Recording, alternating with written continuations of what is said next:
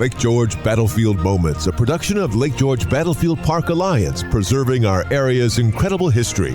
Here's the president of Lake George Battlefield Park Alliance, John DiNuzzo. Welcome to Lake George Battlefield Moments. Our guest is Dr. Douglas Bradburn, president and CEO of George Washington's Mount Vernon, our first president's beloved home in Northern Virginia. Welcome, Doug. I'm delighted to be with you. Okay, thank you, Doug. How does Mount Vernon wrap its arms around the 250th anniversary of our nation's founding? There's just so much to the story. Well, for us, I think we have a great advantage because our mission is to teach about George Washington and his legacy. And you can't understand the founding in any of its aspects, its political or military, without George Washington's story. So he is truly the indispensable man. And 250 years ago, right now, he is in the middle of the challenge of figuring out where the British are going to attack next. So, a lot of that is going to happen and play out in New York and then ultimately in upstate New York. But it's exciting for us to have such a central figure, to help orient people around the great sacrifices and the great challenges and the great successes of winning our independence 250 years ago. Wow. Now, while George Washington was up at Boston, Long Island, Trenton, etc., throughout the Revolution, 1775 to 83, what was going on at Mount Vernon?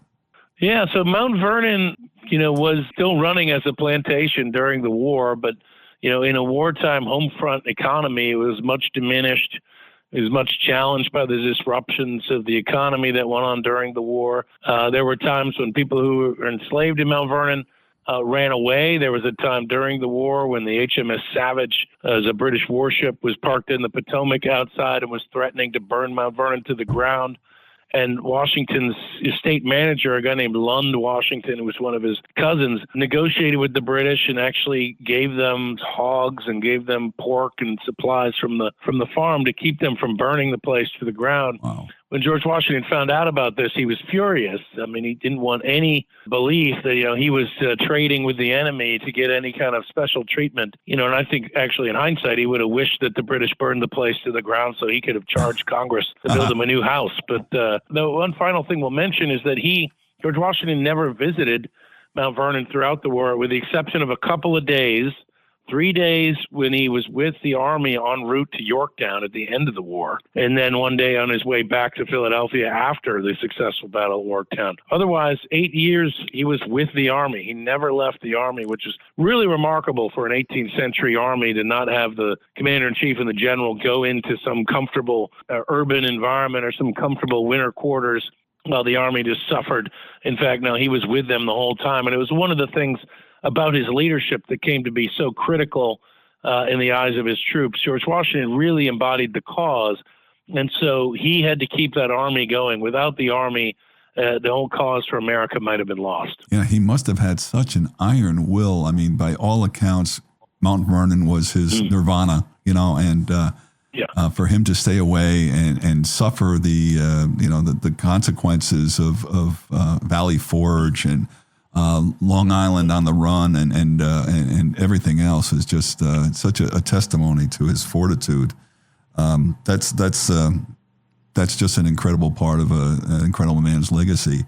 His perseverance is really underrated. As perseverance in that case is an incredible form of courage. To stick through it all despite the setback that he would have, not only on the battlefield, but just being with the army, trying to get the army staffed and funded and retrained and fed and watered and organized. It was an ongoing and brutal challenge. And he also, despite that strong yearning he had for Mount Vernon, he was basically languishing, after Yorktown, but before the Treaty of Paris for that 2-year period or so, still with the troops for the most part. So when did he finally make it back home to Mount Vernon for good, quote unquote, after the fighting ended?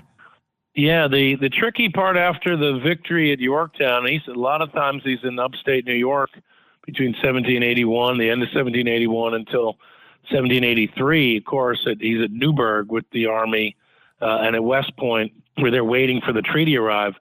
Now, he famously said that he would give up his commission once the victory was won, and that was a remarkable thing. And so that's ultimately what he did. Once he was able to demobilize the army after the peace treaty arrived. Despite them having not been paid, he helped negotiate with Congress for them and promised that he would continue to work to make sure they got paid or had promissory notes at least. And so that successful demobilization is really critical to winning the peace at the end of our revolution, but also critical. And the thing that the Americans told themselves of why they were an exceptional people was because George Washington, at the end of that war, gave his commission back to Congress. And he did this in December of 1783 at Annapolis, which is where the Congress was sitting. He goes into the great State House in Maryland, and the Congress is sitting, showing that civilian control is critical and they have authority. They remained sitting while he stood and handed back his commission, and then returned to Mount Vernon that night. So he returns on basically Christmas Eve in 1783. That was the end of his service in the American Revolutionary War. It's a really remarkable story because as we know, when King George heard that George Washington would likely retire to a private situation if the United States won their independence, he said if he does that, he'll be the greatest man of the age. And he was, and he did become that, because no military leader ever left at the end of winning a war of independence or revolution without taking power or getting some major amount of money and benefit from the state. And so Washington's example coming home to Mount Vernon was critical to our story of a transition to the rule of law. I said earlier, your position, obviously you are responsible for the legacy of George Washington in 2026. What was your, when you were at SUNY Binghamton and other parts in your career before you came to Mount Vernon, did you have this level of appreciation for George Washington, or were you, gradually won over? It's a great question, John. I mean, so I'm a historian of the founding of the country. I've written a big book on citizenship and union and politics. I knew a lot about Washington's story, but I will say I don't think I appreciated him as much until I came to Mount Vernon and really started digging into his own papers. The correspondence of George Washington is massive. It's up almost 90 volumes. It fills publicated volumes, thick books of everything he read and everything I wrote. And the more I've studied him, the more I've come to respect him. He is at the critical juncture of so much of our story, and not just as the guy who's there. He's not Forrest Gump. He's not just there at all these things. He's leading the show. He's the guy that everybody looks to and continually looks to. We think of these brilliant men of our founding, from Benjamin Franklin to Thomas Jefferson, Alexander Hamilton, to the Adams cousins, and so many others. They all look to George Washington repeatedly to be the man to make it happen. And so the more you read about him, the more you read from him, you see the challenges that he mastered, the way he did it, character. These things come to the fore. And so, I guess at a certain level, you drink the Kool-Aid when you're at Mount Vernon. But I've definitely have come to respect him more and more. He is the proverbial onion. There's just more layers to him the more you scratch the surface. Well described. Now, we've enjoyed and deeply appreciate your visit to Lake George, where you spoke at the Warren County 250 Commission's Gala on April 11th. What's your view of the role of Lake George in the big picture of the American Revolution? It's been a delight to be up here. And I tell you, Lake George, it's so funny, this year of revolution, every region in the East Coast has got their stories to tell, their critical stories to tell. But, this area was understood by George Washington, by the British, by the Native Americans as such a critical fulcrum of the revolution. I mean, from Lake Champlain all the way down to the Hudson Valley, with, of course, Lake George in the middle. It was the great pathway that connected these incredibly important routes. And the British understood if they could master this region, they had hoped that they could strangle the revolution in New England. It's sort of like the old Anaconda plan, strangling the Confederacy and that rebellion, where if you could control all the waterways, you could surround it. And they could control the ocean pretty well, but how do you control the interior? Well, it's through this Hudson Valley, Lake George, Champlain corridor.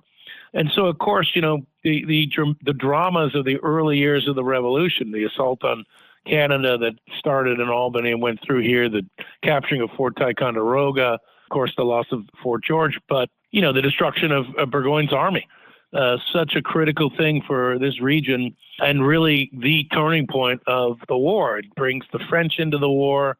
It assures that the British aren't going to be able to isolate New England the way they had hoped. Completely changes their ability to wage this war. And so I think it's so important, and it's a critical part of the story. Okay, one quick hit here. Philip Schuyler, lived in Albany, spent a lot of time at Lake George, Saratoga during both the French and Indian War and the American Revolution. How would you characterize his relationship with George Washington and vice versa?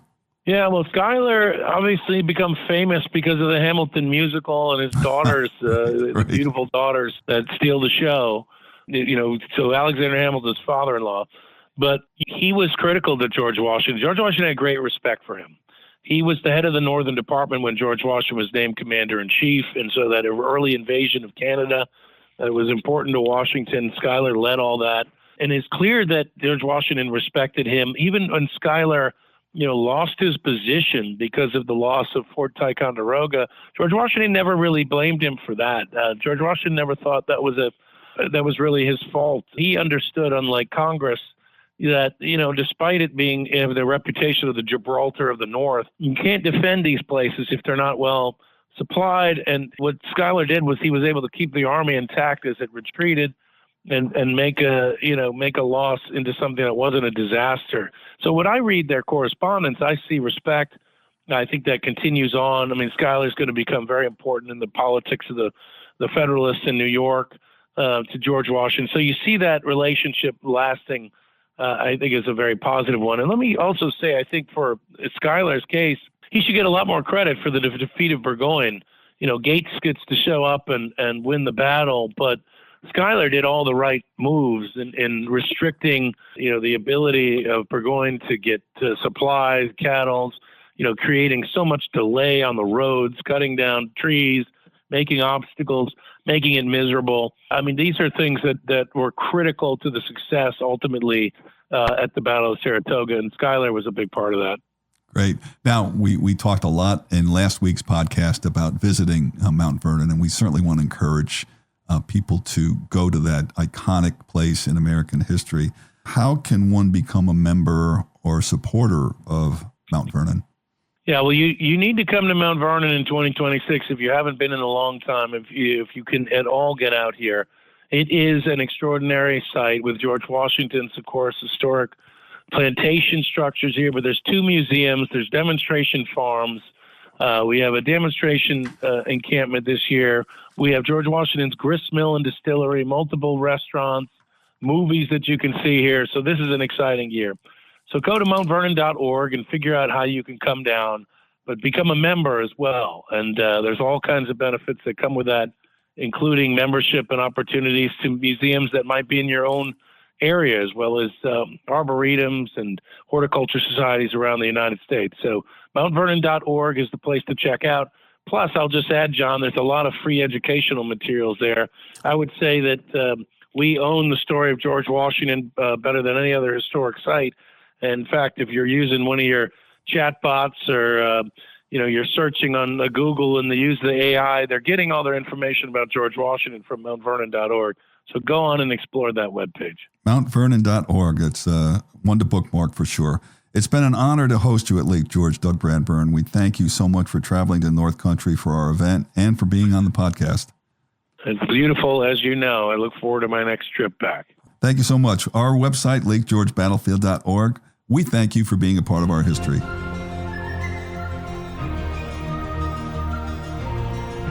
Lake George Battlefield Moments, a production of Lake George Battlefield Park Alliance, preserving our area's incredible history.